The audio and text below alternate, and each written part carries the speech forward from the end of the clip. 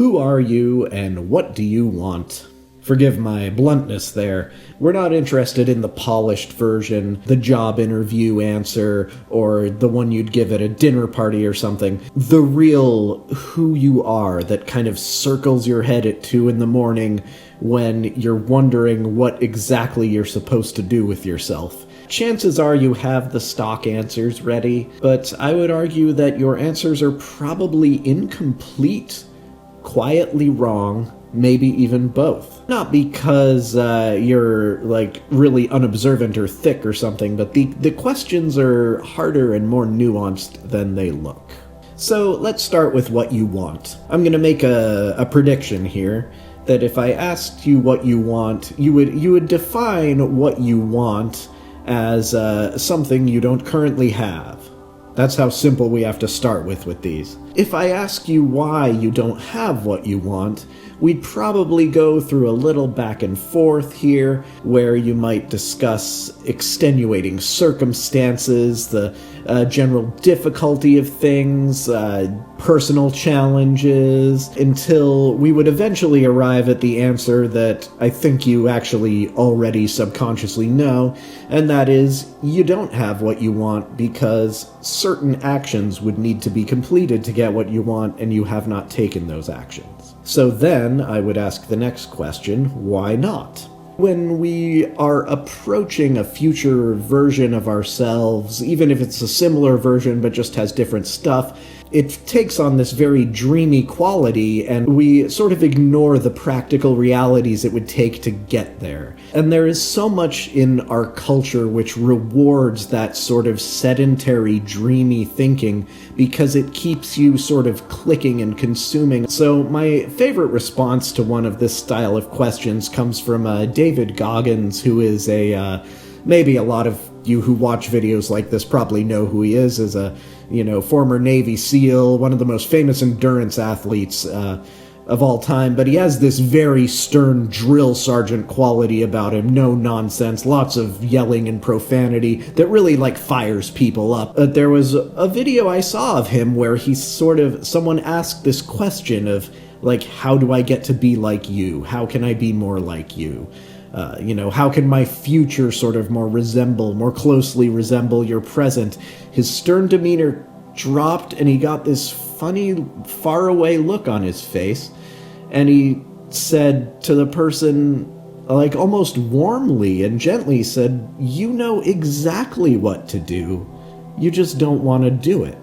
And that's the answer. I come back to that a lot, because it answers so many of my problems, so many of the little internal mental loops I get stuck on. When that comes up, it goes, oh yeah, I do know exactly what to do, I just don't want to do it. Which is why I get stuck in these procrastination loops, because I don't want to take the action that I know I should be taking.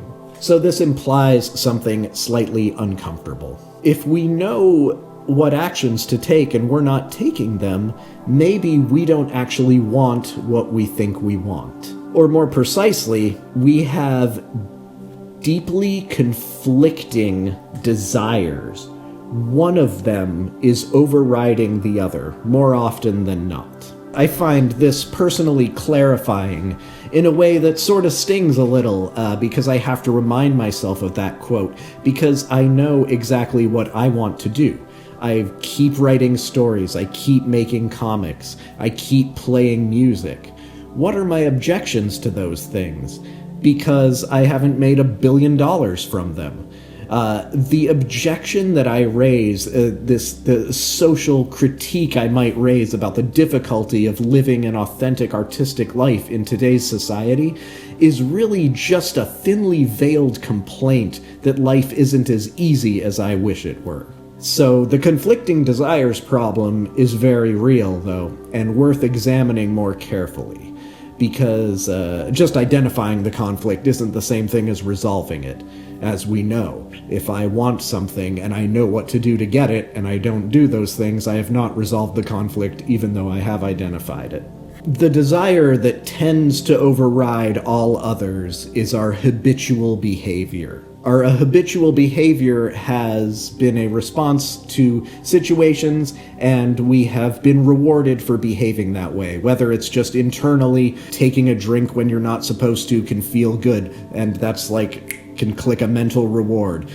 Same thing with cheating on your significant other, or even good things. It doesn't all have to be bad. Being overwhelmed by life and then doing something that's seemingly totally unrelated to the task at hand, like tidying up your kitchen or bedroom, even though that's not gonna help you get out of debt, taking action can still reward you in a way that could hopefully compound into future more positive behaviors that make you more adaptable. We're always building the person we're going to be in the future, which is why these clarity on these decisions are so important. Who we are and what we want, because we are constantly a work in progress.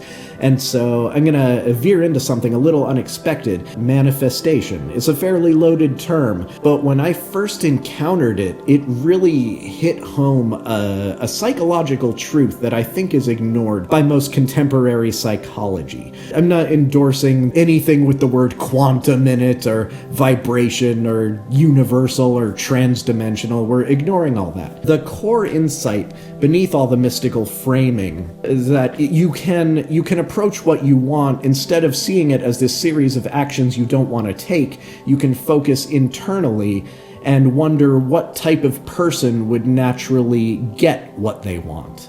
And you can plant the psychological seeds there first, do the upfront work, which would make taking those actions easier in the future. Not to say that that's the right way and the wrong way, because there's the opposite approach. You have this epiphany that all I have to do to get D is take actions A, B, and C, and it doesn't really matter how I feel about it, I just have to do it. So if that's easier for you, great. If I want to fly planes, I need to be someone who is genuinely fascinated by aircraft and the physics of flight. Someone who pursues that interest, whether or not they're on an airfield or in the proximity of one. If I'm not naturally that person, if I find the bookwork or the physics of flight to be somewhat boring, I can cultivate that. I can set up a reward system, a sort of a reward. I could make little practice tests for myself and reward myself for finishing them. I find the angle that really interests me, that would get me to study the other stuff, and pulling on that thread. Very few of us arrive pre-equipped with every quality needed to get what we want.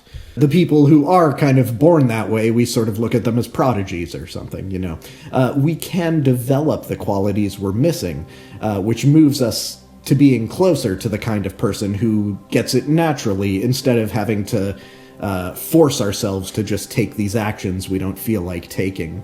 The first step towards real clarity in our desires is looking at and figuring out how we can figure out which ones are genuinely ours and which ones were handed to us by someone else. So that brings us to the harder question: who are you?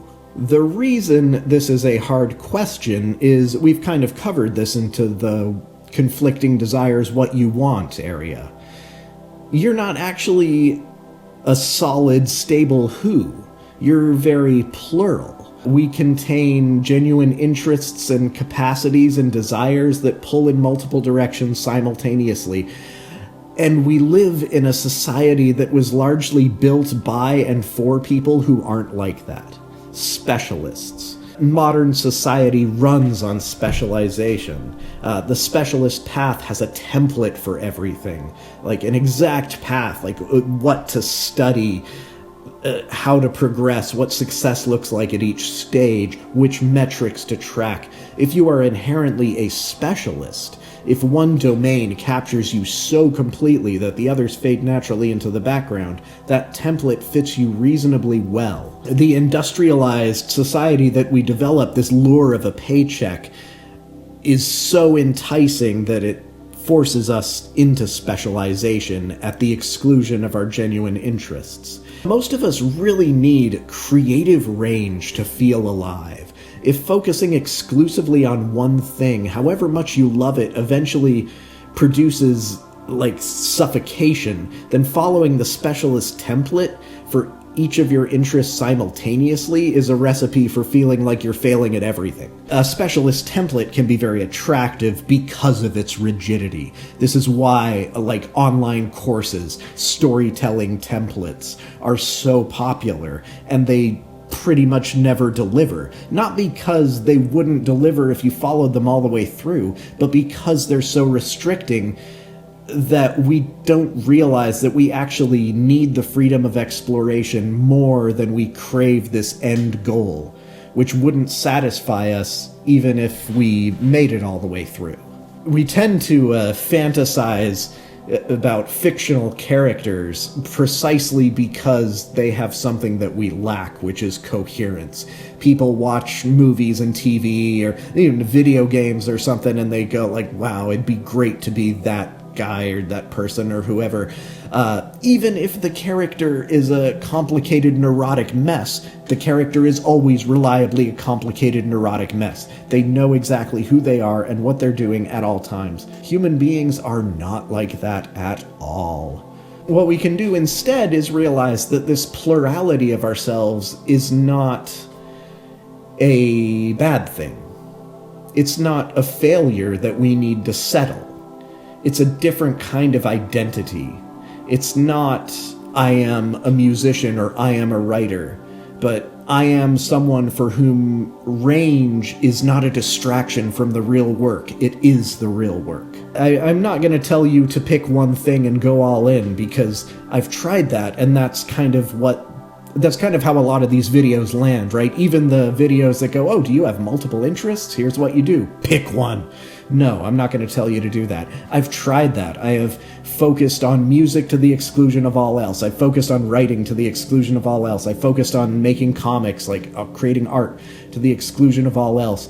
I've abandoned all of that and taken higher paying jobs that devoured my entire life to the exclusion of all else. And it doesn't work for me. What it produced was boredom and frustration rather than excellence and fulfillment. So I'm also not going to pretend that keeping everything in the air simultaneously is without cost. It is. Every path has trade-offs.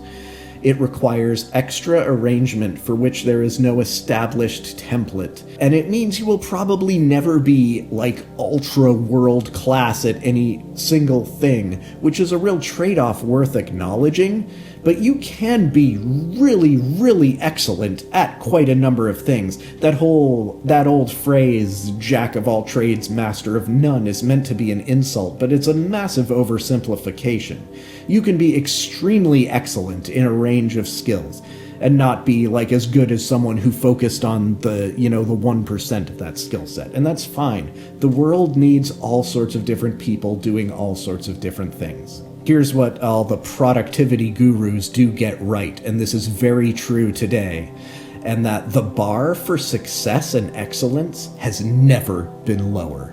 The sheer volume of available distraction out there means that anyone who shows up consistently with genuine skill and presence across whatever they do stands out more now than they would have at any previous point in history. The real answer to who are you and what do you want might simply be someone who needs more than one thing in a world that keeps asking you to pick. And the work isn't to suppress that or to fix it. It's to arrange your life around it as honestly as you can and stop measuring yourself against a template that was never designed for you. So I hope this resonated. You may have a completely different relationship to the specialist versus generalist question, and that's great. We can hear all about that in the comments. My general interests are making comics and music. I have linked my website below, and the music's available on my webpage and on this channel increasingly. I'm working on a book, a modern Cohen collection that'll be out in hopefully a few months or even less. I'm all over the place, but I enjoy it. So until next time, give yourself permission to be more than one thing. Thanks.